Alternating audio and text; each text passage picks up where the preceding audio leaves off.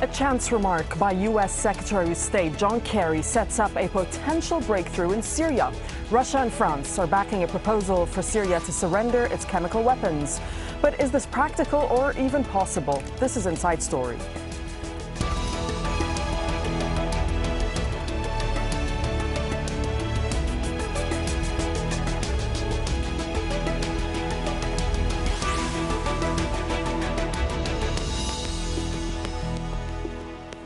Hello and welcome to the program. I'm Darina Bougaida. The U.S. had been accused of rushing to war, but an off-the-cuff statement by Secretary of State John Kerry has spurred a possible breakthrough in the Syrian chemical weapons crisis. His suggestion that Damascus gives up its chemical weapons has been embraced by Russia and welcomed in Syria. And France says it will now put a proposal to the UN Security Council. Well, here's how John Kerry inadvertently or otherwise set events in motion. Sure, he could turn over every single bit of his chemical weapons to the international community in the next week. Turn it over, all of it, without delay, and allow a full and total accounting for that. But he isn't about to do it, and it can't be done, obviously. All right, well, backtracking a little at the end, perhaps, but Russia seized upon the idea, proposing that Syria's chemical weapons are placed under international control and then destroyed. We are currently working to prepare a workable, precise and concrete plan with the Syrian side.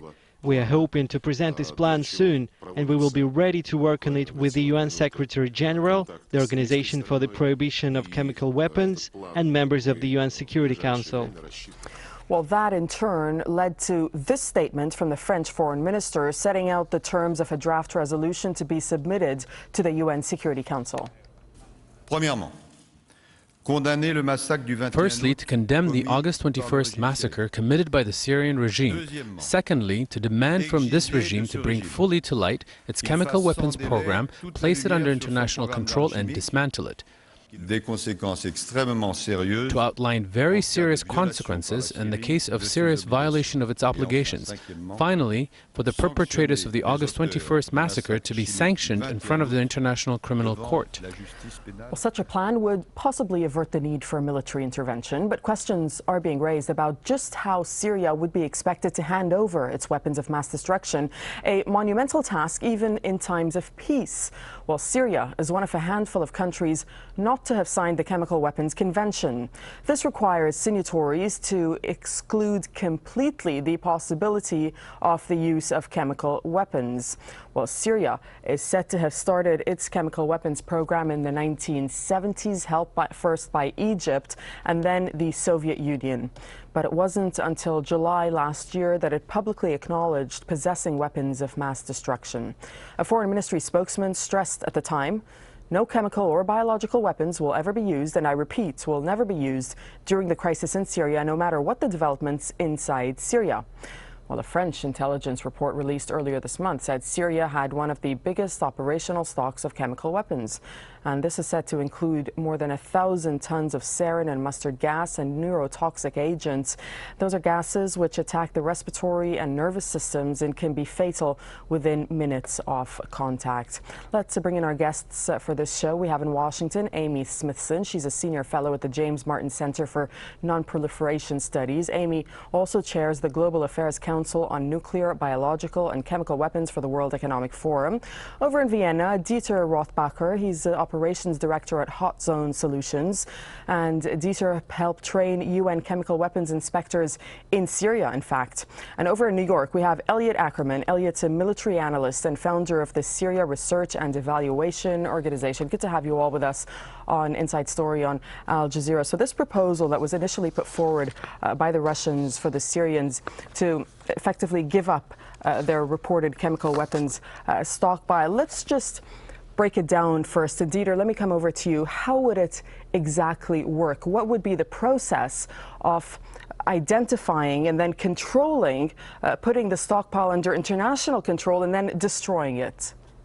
Well, one of the first things that would need to be done is, of course, that the Syrian government declares its stockpile. So they have to come forward with a declaration, like it happened in the past 20 years ago, Iraq, when they declared their CW stockpile, and now how a number of countries have done in the framework of the Chemical Weapons Convention.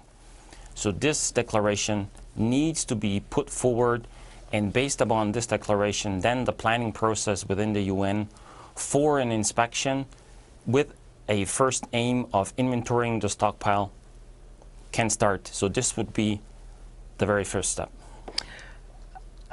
Elliot, over to you, because Dieter raised an important point there, and that is the declaration by the Syrian government. I mean, it's a program that's been shrouded in secrecy. So do you see the likelihood of that happening? Well, it seems today that there are some developments that, for instance, the Syrian Foreign Minister Moallem has said that they're willing to open up the books, so to speak, on their chemical weapons program. And then the rhetoric you're seeing out of Washington, D.C. is a bit of skepticism. However, I think all sides believe that this is something that's worth pursuing, having the Syrians declare their chemical weapons and let in inspectors.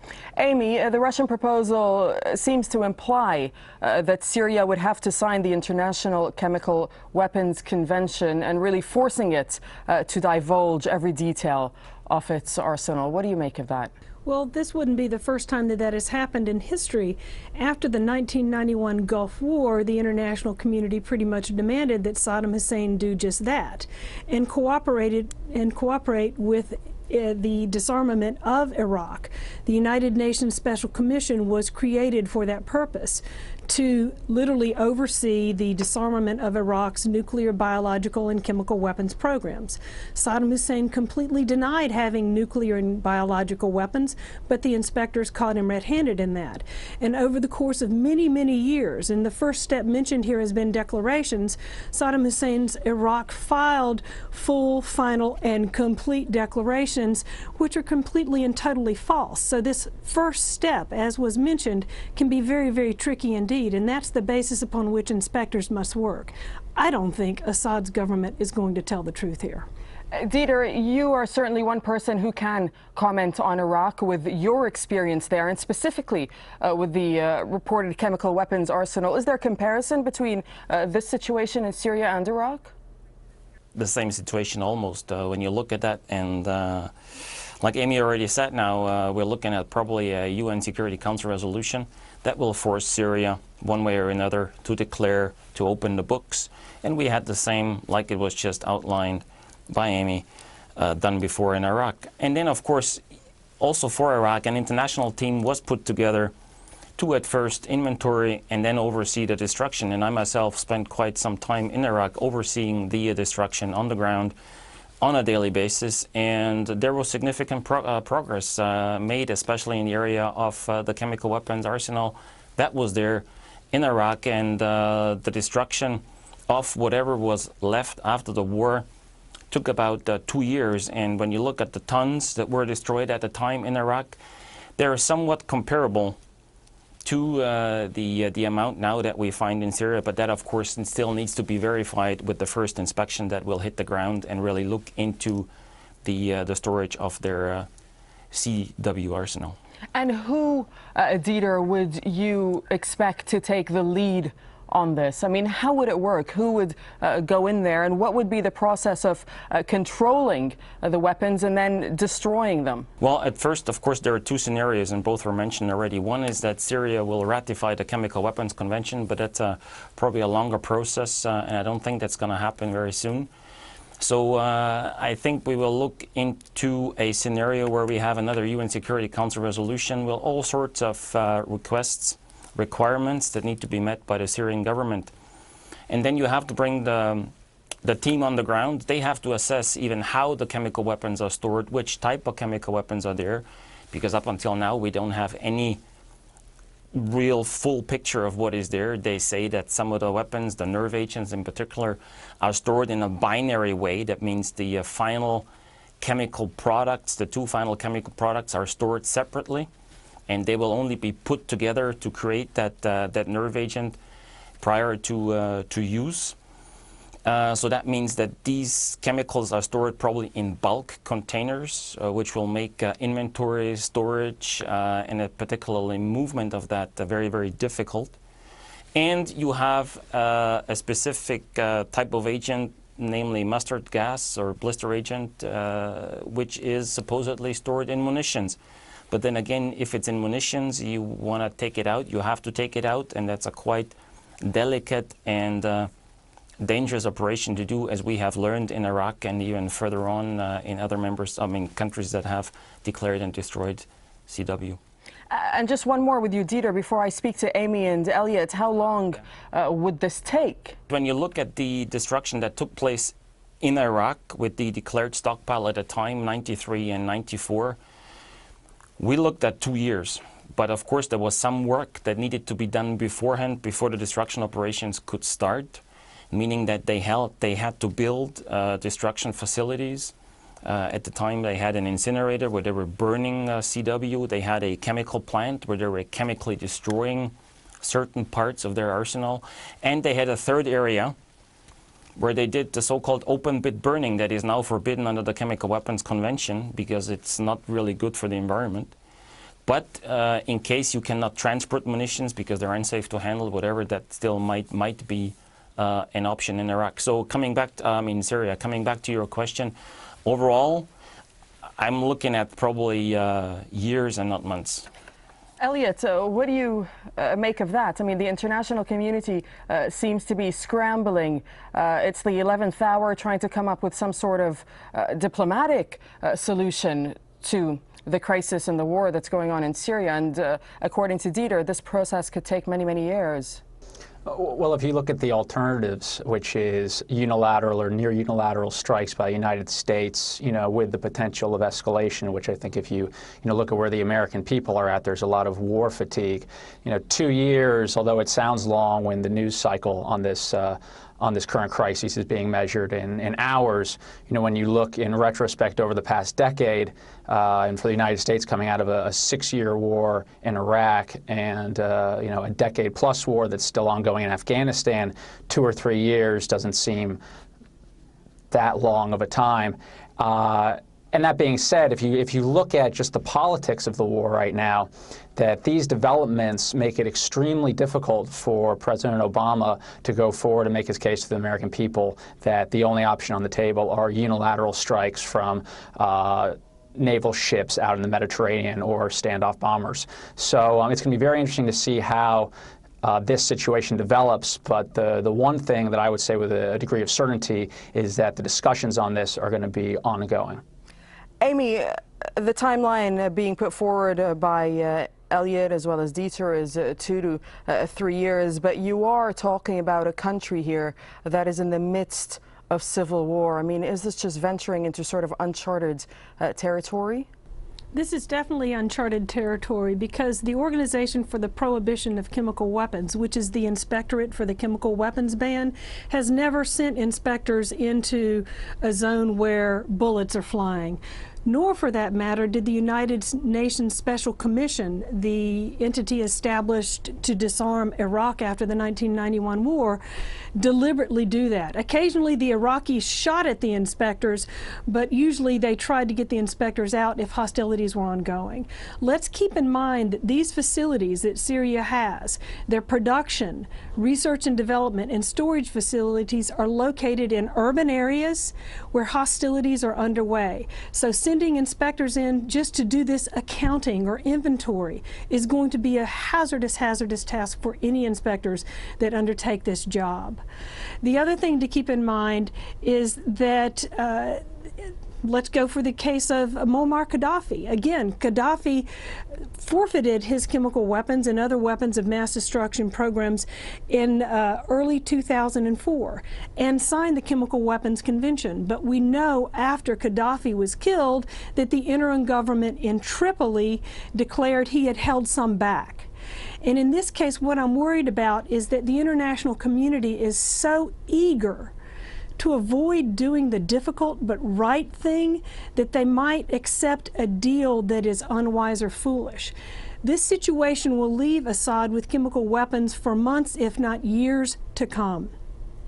I am gravely concerned that he would use chemical weapons again during this time period and do what he's done in the past, which is point the finger at the rebels. I'm also concerned that there will be a series of interferences with the inspection process. Already this has been demonstrated. Just a week and a half ago, the inspectors were bottled up inside their hotel in Damascus, while the Assad regime bombed the heck out of the sites where the chemical attacks took place. So there's already an ample track record to indicate that this is a regime that cannot be trusted to come clean about its chemical weapons program. So what do we do in the interim? Hopefully, in addition to this deal, we do things like flood Syria with chemical defenses. Literally, Syrian civilians need gas masks, their doctors need nerve agent antidotes, there need to be chemical detectors put into this equation, as well as the rebels. The Syrian troops have these capabilities, but lives can be saved if Syrians are coached with simple instructions in Arabic and with illustrations about how to don gas masks and decontaminate in the aftermath of a chemical attack. All right, This is doable. All right, Elliot, what do you make of... It's an insurance plan. Elliot, what do you make of what Amy is saying?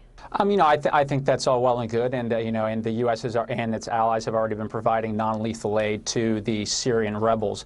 You know, but again, all of this gets lost in the execution. You know, for instance, up until this weekend, you know, the only course of action that was on the table was to reduce Assad's chemical weapons stockpiles through the use of, you know, what's been termed precision strikes, but, you know, using Tomahawk missiles off of our destroyers, as well as various munitions off of standoff bombers, which is anything but precise and much less precise than whatever's being mentioned by the UN, although granted imperfect. And again, I think it's a noteworthy idea to try to provide an increased access to gas masks and anti-chemical treatments for civilians, perhaps through the rebels and perhaps even through Assad's regime. But at the end of the day, the way the American people, by and large, are looking at this, if you look at recent polling data, is that the alternative to go to war over this, or to even get into a situation that can escalate in what is already a proxy war between the Russians and the Iranians, is a course of action that is not sustainable and is also not advisable. So we're making a decision based off of what are many imperfect options. But whenever we're refusing one of those imperfect options, we have to ask them, what is the alternative that we're going to go to? Amy, I see you want to respond. Thank you. Actually, as far as I understand, the chemical weapons sites themselves were taken off very publicly by the Obama administration, taken off the target list. And there's good reason to do so, because attempting to bomb them would perhaps release toxic gases over nearby civilian populations.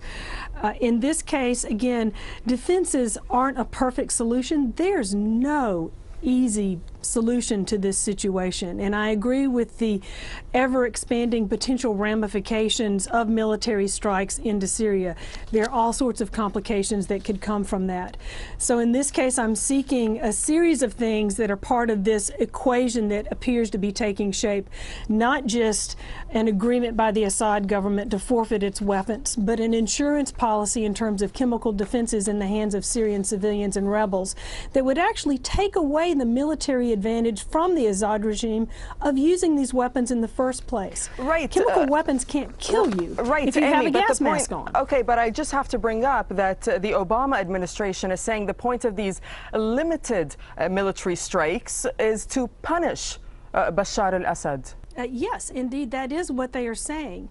And I'm actually delighted that the international community is attempting to come up with a way to uphold not only the 1925 Geneva Protocol, which bans the use of these weapons, but the Chemical Weapons Convention, which bans their production, development, and use. In 1988, when Saddam Hussein slaughtered civilians at Halabja with chemical weapons, the international community turned a blind eye. So in a certain sense, we're seeing the international community actually get a backbone when it comes to chemical warfare. And this is very, very sorely needed, because when these weapons are used against unarmed civilians, the casualty tolls escalate in alarming numbers. All right, well, let's just take a look quickly at where Syria's chemical weapons are reportedly stored. Well, this is according to the Center for Non-Proliferation Studies. Syria has production sites in Latakia, in Hama, and in Homs. And its biggest production facility and missile base is in Al-Safir, that's in the north. And it also has storage facilities dotted around the country and a research center in the capital, Damascus, dating back to 1971, reportedly. Well, Syria is, in fact, one of 7 countries that have not ratified the Chemical Weapons Convention. The others are Israel, North Korea, Myanmar, Egypt, Angola, and South Sudan. All right, Dieter, you, in fact, led the UN weapons team that was going into Syria to investigate the latest chemical weapons attack, the alleged chemical weapons attack on August the 21st. You trained them, in fact, before they went in. I mean, could, in your opinion, all sides in this conflict, and it's not as easy as just saying it's the government versus the opposition, because we know that the rebels are splintered into many different groups, but could the various sides in the Syrian war be persuaded to abide by a ceasefire to allow weapons inspectors in to begin this proposal of dismantling and destroying if it is ratified by the United Nations?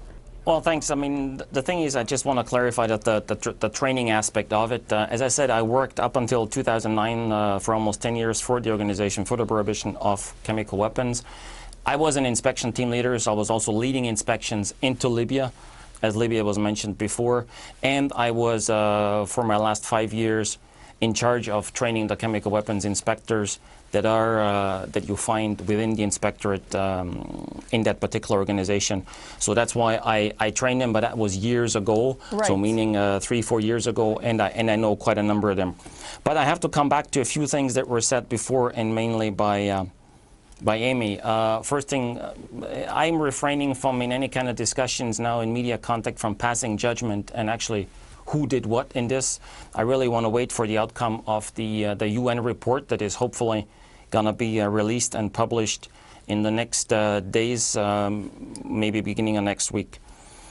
The other thing is also hostilities. I worked as a weapons inspector for the UN, for UNSCOM in the 90s, and also just before the war in 2003 for UNMOVIC, which was the successor organization. The only bullets that we had at the time were not the bullets from the Iraqis. I was living in Baghdad for 6 months, and the only thing that flew in was actually from the Allied forces, were cruise missiles, or in the no-fly zone in 2003 up north, was bombing that we were watching from the hotel from the Allied forces. So the UN does send people in areas where sometimes bombings and even shootings happen. The Organization for the Prohibition of Chemical Weapons, however, does not do that. So the state party needs to guarantee the security and the safety of the inspectors that are going in. And when you look at the guys now that were from the OPCW, they were actually going into Syria wearing a UN hat. So the thing is, all the guys now that would go in and start probably inventorying based upon the declaration, they know that they go into an environment that is probably not 100% safe. You have about 1,200 groups of the opposition forces, the rebels, that are fighting the Assad regime. So security is a bit of an issue there. I fully agree.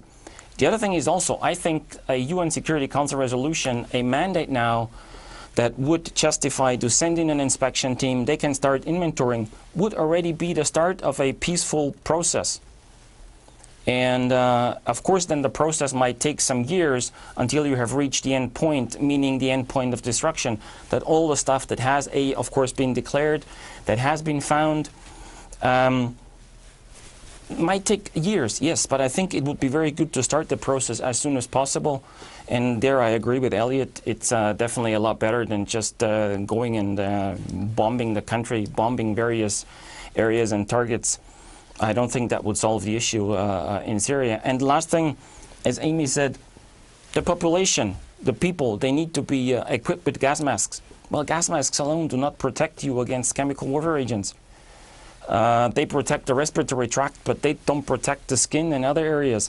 So it depends which type of agent would be used even in the future let's still wait for the UN report to come out to see what has been used. Okay, we'll have to leave it there, but thank you very much for all my guests. We had Amy Smithson, Dieter Rothbacher, and Elliot Ackerman. Thank you very much for joining us on Inside Story. And to our viewers, you can always find the show and others at facebook.com/AJ Inside Story, and you can add to the debate, in fact, by leaving a comment for us. I'm Darine Abougaida. Thanks very much for watching, and goodbye for now.